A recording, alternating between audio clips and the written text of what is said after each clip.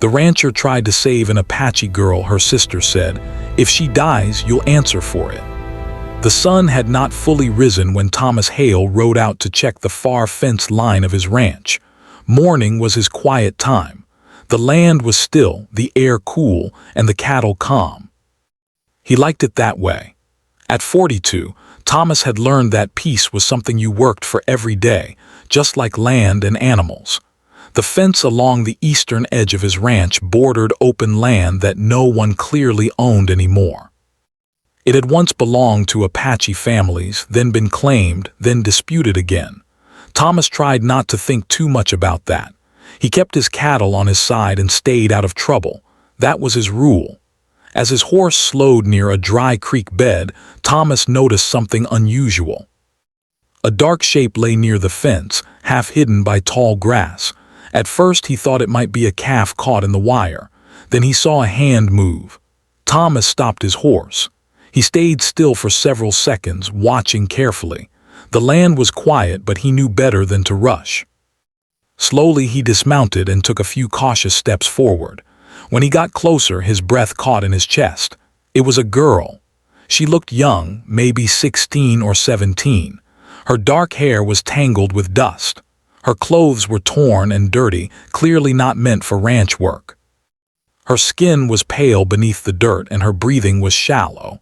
One of her legs was bent in an unnatural way and her hands were scraped raw.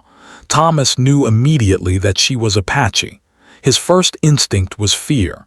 Helping her could bring serious trouble. The tension between settlers and the Apache people had not faded, even after years of forced movement and broken agreements. A rancher found with an injured Apache girl could be accused of things he did not do. Even if his intentions were clean, others might not believe him. He stood there frozen between choices. The girl shifted again and let out a weak sound, barely more than a breath. It was not a cry, but it was enough. Thomas knelt beside her. He did not touch her at first. He spoke softly, unsure if she could hear him. "It's all right," he said. "You're safe for now."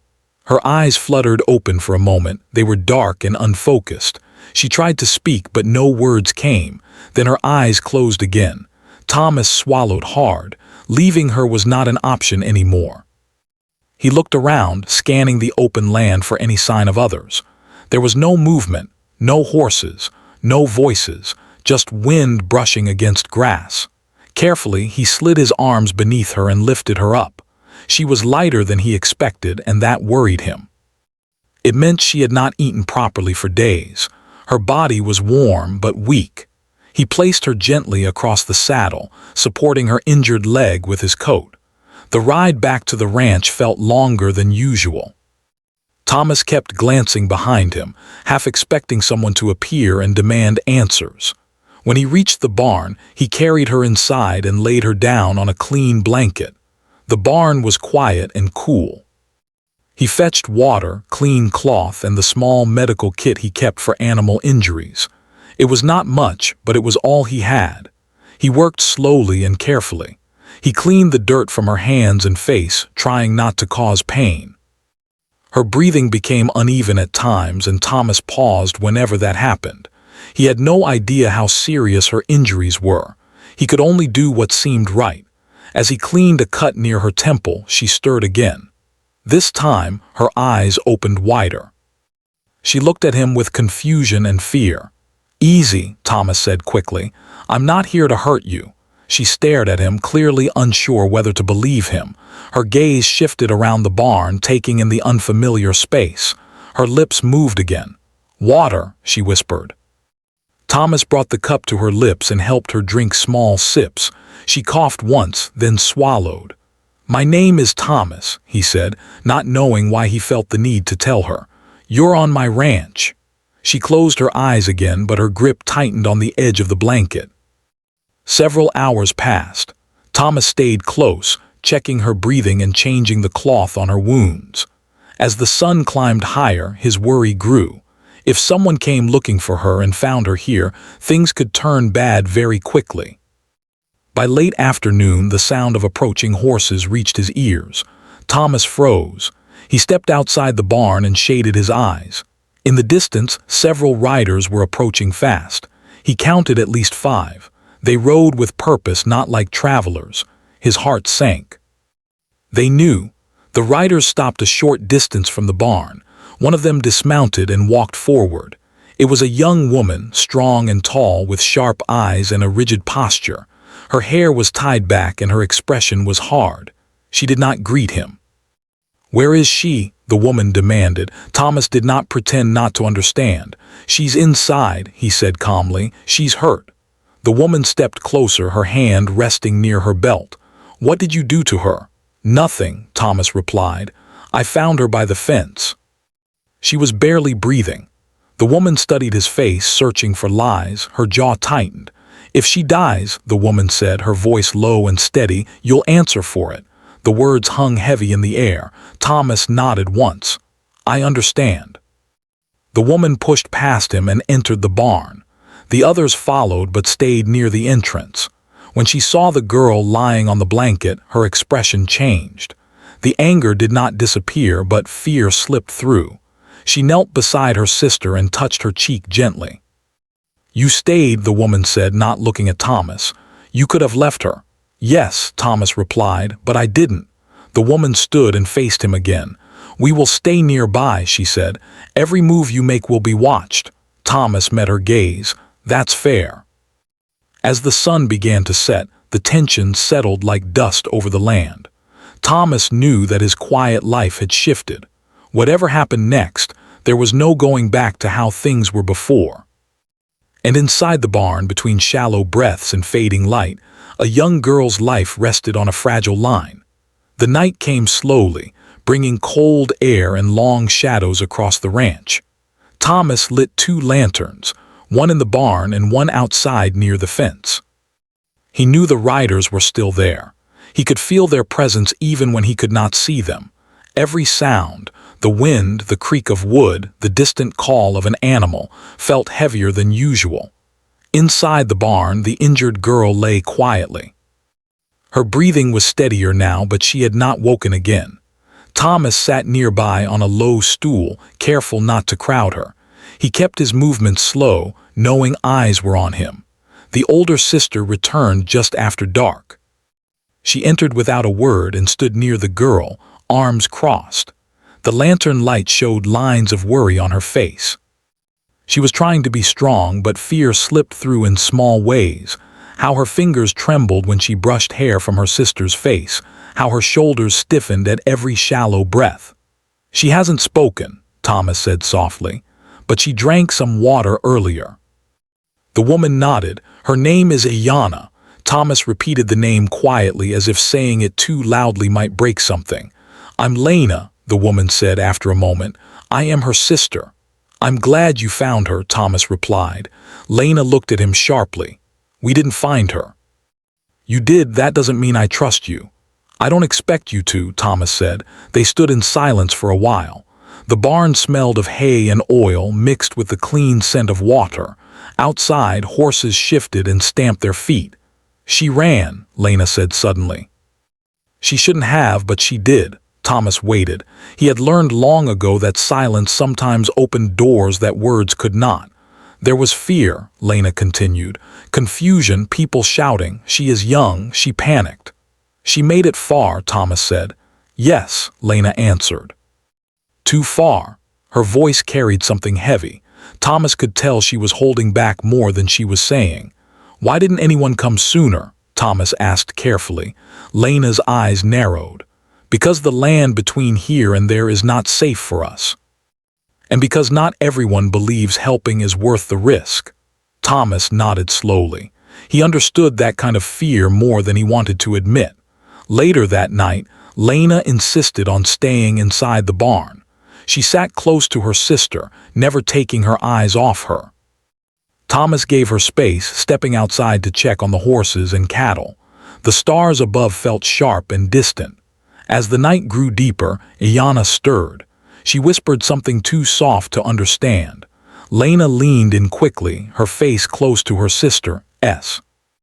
"I'm here," Lena said. "You're safe." Ayana's eyes opened briefly. She looked confused, then frightened.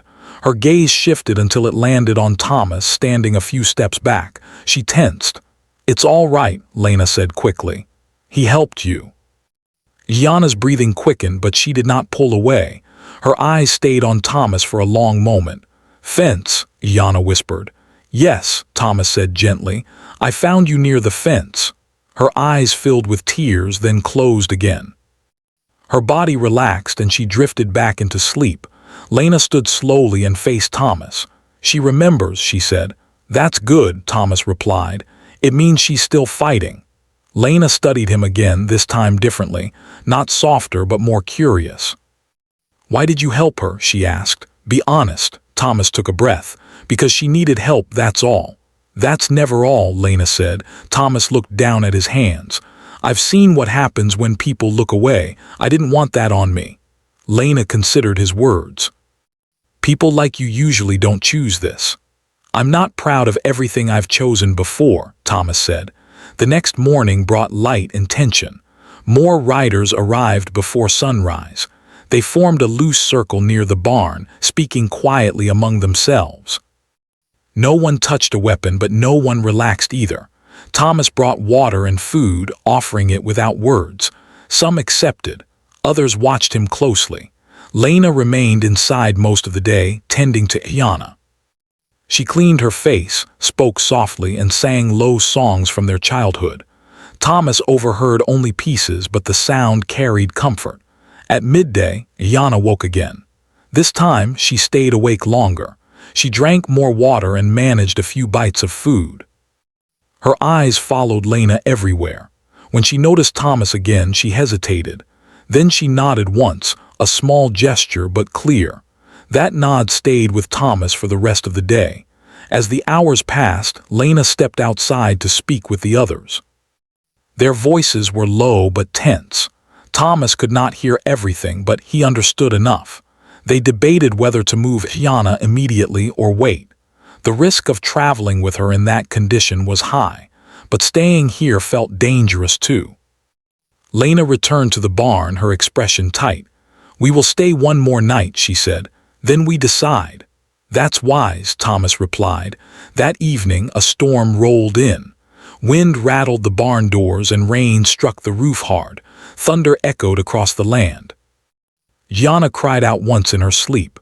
Lena held her hand tightly, whispering comfort. Thomas stood nearby, feeling useless and responsible all at once.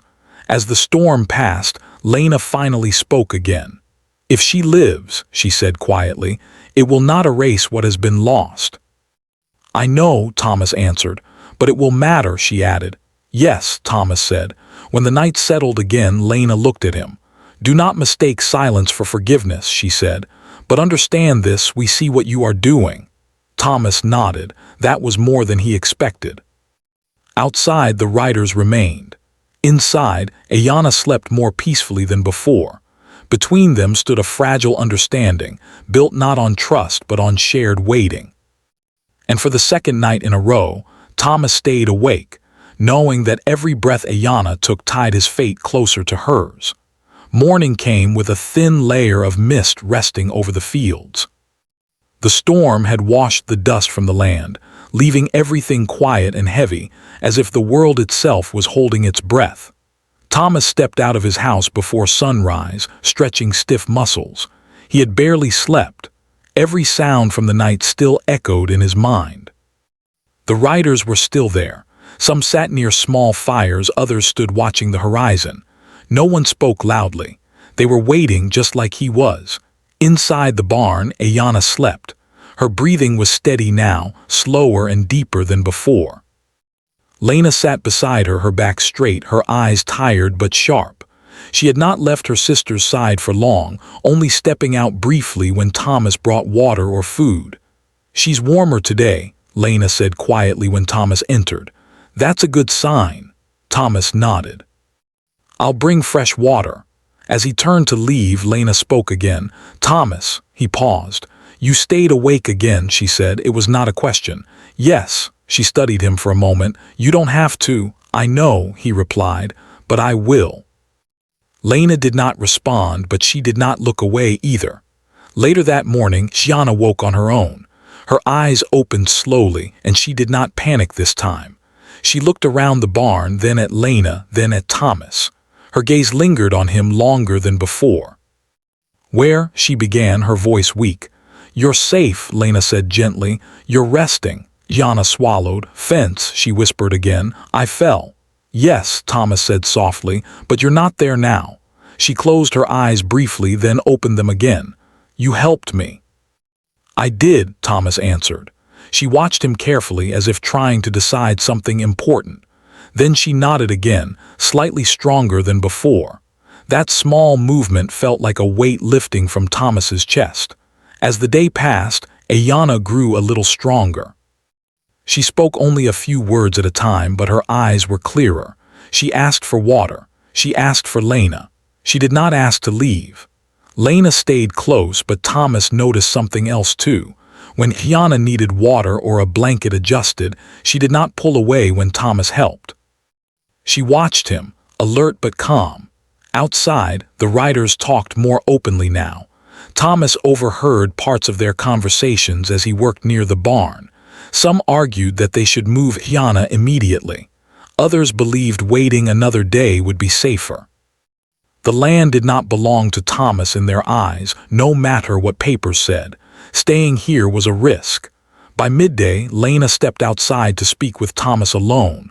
They walked a short distance away, enough that voices would not carry. "She is improving," Lena said. "But she is not ready to travel." "I agree," Thomas replied. "There are those who think we should leave anyway," she said. "They fear staying here too long." Thomas considered this. "If you move her too soon, it could undo everything." "Yes," Lena said. "And if we stay, something else could happen." They stood quietly for a moment. "Why do you live out here?" Lena asked suddenly. Thomas looked across the fields. "Because it's far from noise, far from choices I made when I was younger." Lena glanced at him. "What kind of choices?" The question was simple, but the answer was not. "I once believed staying silent was the same as staying out of trouble," Thomas said. "I learned that silence has its own cost." Lena absorbed this. "And now I try not to look away." That evening, Ayana asked to sit up. With care, Lena and Thomas helped her lean against the hay bales. She winced but did not cry out. "You're strong," Lena told her. Ayana shook her head slightly. "I was scared." "That doesn't mean you're weak," Lena replied. Ayana looked at Thomas. "You weren't scared," Thomas smiled gently. I still am." That seemed to surprise her. She studied his face, then gave a faint smile. As the sun set, the air grew cold again. Thomas brought an extra blanket and placed it over Ayana's legs. She whispered a quiet thank you. That night, Lena finally slept, only for a short while, but enough. Thomas sat nearby, listening to the steady breathing of the sisters. He thought about how fragile this moment was. One wrong word, one sudden move could break everything. Near midnight, a rider approached the barn alone. He was older than the others, his hair touched with gray. "She is better," the man said, not as a question. "Yes," Thomas replied. The man nodded. "That is because you did not turn away." Thomas said nothing. "We will leave tomorrow," the man continued. "Slowly, carefully." "That's good," Thomas said. The man paused. "You understand that this does not erase the past." "I do," Thomas answered. The rider studied him for a moment, then turned away. When morning came again, the barn felt different, lighter. Ayana woke early and asked to stand. Lena hesitated, but Ayana insisted. With support, she stood on unsteady legs. Her face tightened with effort, but she stayed upright. "I can," she said quietly. Thomas felt a tightness in his throat. "You don't have to prove anything," Lena told her. "I know," Ayana replied, "but I want to try." She managed a few steps, then sat back down, exhausted but smiling. That smile changed everything. The riders prepared quietly. Horses were saddled, supplies were packed. No one rushed. Lena approached Thomas as the sun climbed higher. "We will go soon," she said. "I know," Thomas replied. She hesitated, then said, "You did more than was expected." "I did what was needed," Thomas said. She nodded. "That matters." Ayana looked at Thomas as they prepared to move her. "Will you be here?" she asked. "Yes," he said. "This is my home," she nodded slowly. "Thank you." Those two words stayed with him long after they began to leave. As the riders moved away, slowly and carefully, Thomas stood near the fence where he had found her. The land looked the same, but it felt different. He knew the road ahead would not be easy for them, or for him. But for the first time in a long while, Thomas felt that he had chosen the right thing, even if the cost was still unknown. And as the figures disappeared into the distance, he understood that some lines, once crossed, change a person forever. The days after they left felt unusually quiet. The ranch seemed larger, emptier, as if the land itself noticed the absence of voices and horses. Thomas returned to his routine, feeding cattle, checking fences, fixing small things that had been broken for months, but his thoughts kept drifting back to the slow line of riders disappearing into the distance. He wondered often how Ayana was doing. Whether the movement had caused her pain, whether she was resting, whether Lena was still watching every breath as closely as before. He told himself that his part was finished. Still, each morning, he looked toward the eastern horizon longer than usual. 3 days passed. Then 4. On the 5th morning, Thomas was repairing a gate when he heard hoofbeats again. His body stiffened before his mind caught up. He stood slowly, wiping his hands on his trousers, and turned. Only 2 riders approached this time. As they came closer, he recognized Lena immediately. She rode tall and steady. Beside her was the older man who had spoken to Thomas the night before they left. Thomas waited where he stood. He did not move toward them, and he did not step away. They stopped several paces from him. Lena dismounted first.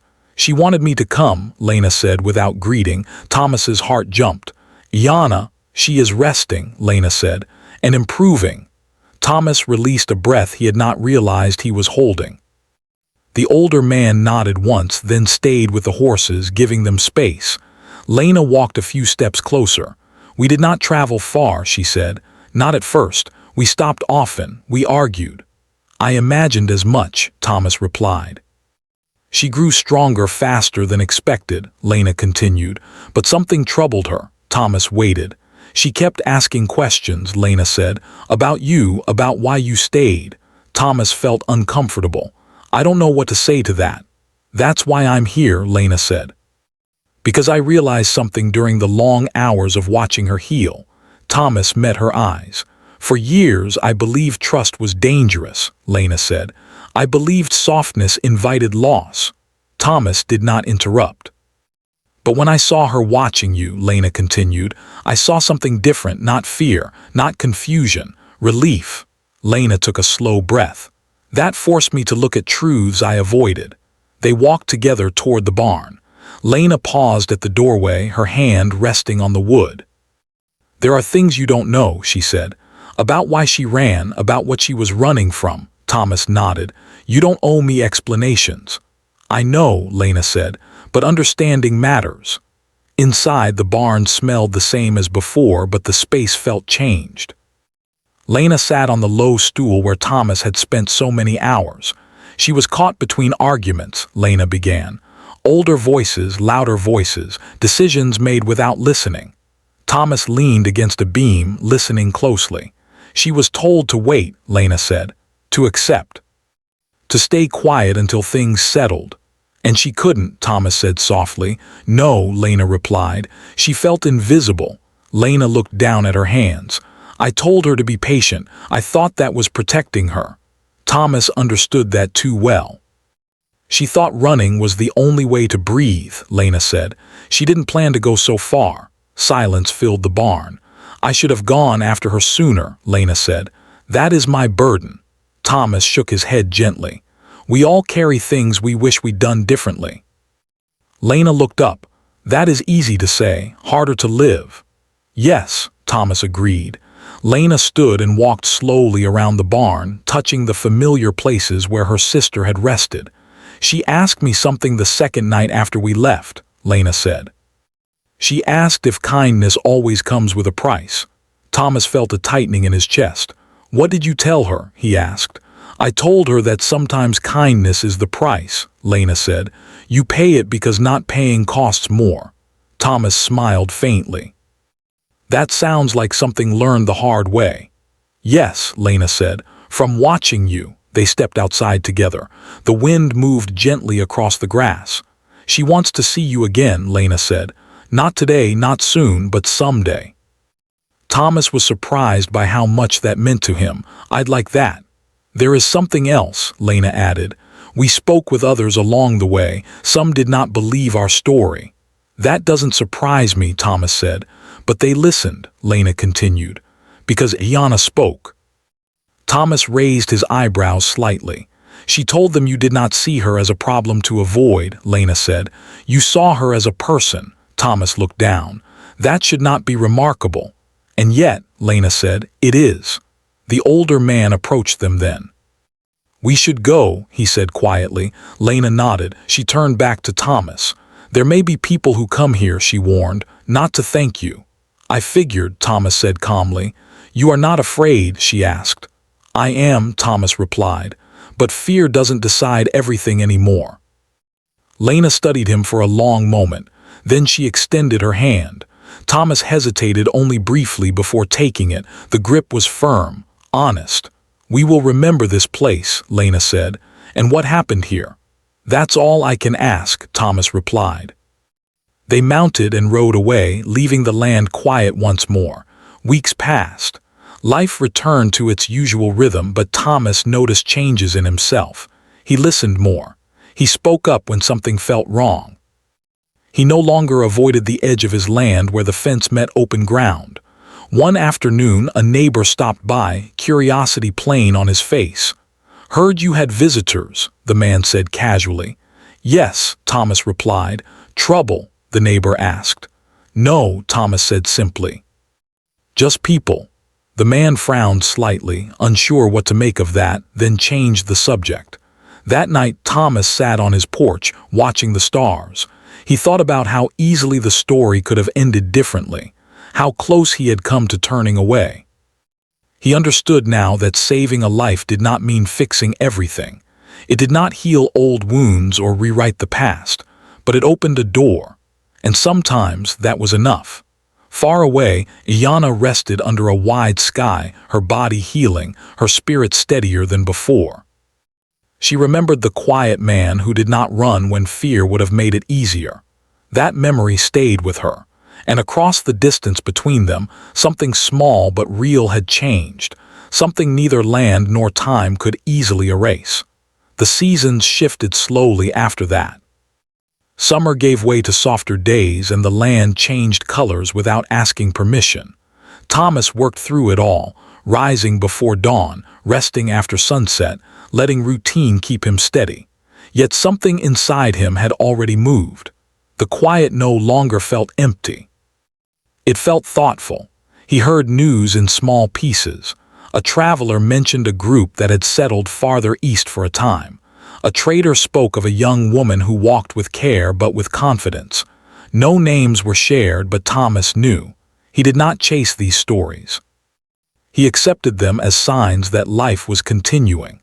One afternoon, months later, Thomas found the fence where he had first seen Ayanna damaged by a fallen branch.